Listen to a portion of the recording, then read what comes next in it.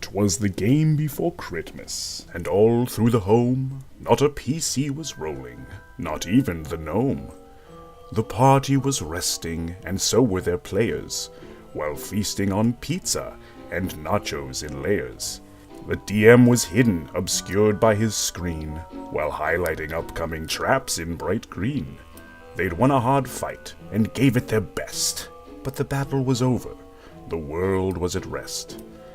The drow were all snuggled up safe in their caves, with visions of dwarves failing fortitude saves.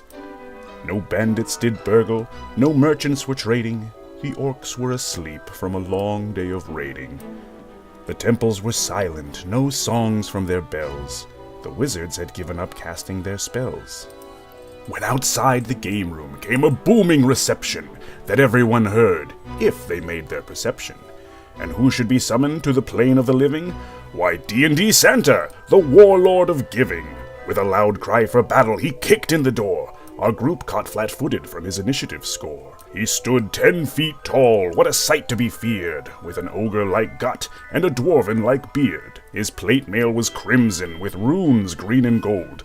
A candy cane halberd in fist did he hold. In his offhand he carried a heavy brown bag, weighed down by its contents of treasure and swag. Our group went dead silent. Our fear, it was stressful. His intimidate check was quite clearly successful.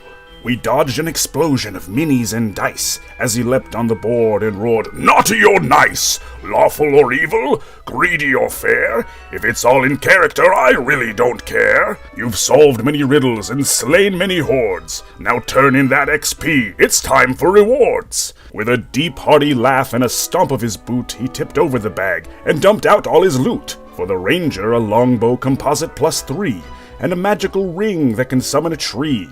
To the bard he did hand an enchanted war drum, and an ancient black bottle of 90-proof rum.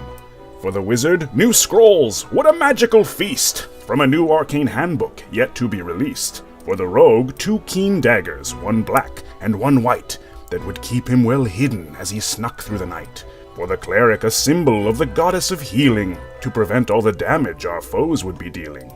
And last but not least, our own dungeon master, neither monster, nor fighter, nor cleric, nor caster. "For you, Mr. GM," he said with a squeal, as he gave him new dice, forged of real stainless steel. "They're wicked and lucky, much more than you'd think, and sure to roll 20s, he said with a wink, for they both knew the secret game DMs all played. It mattered not what they rolled, just the sound that they made. With a cry to the heavens, he called out to the night, and a dragon descended to him from its flight.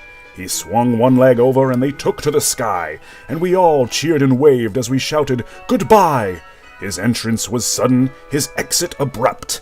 We'd survived the encounter and all leveled up, and you could hear him call out from the dragon he'd tamed, "Merry Critmas to all, and to all a good game!"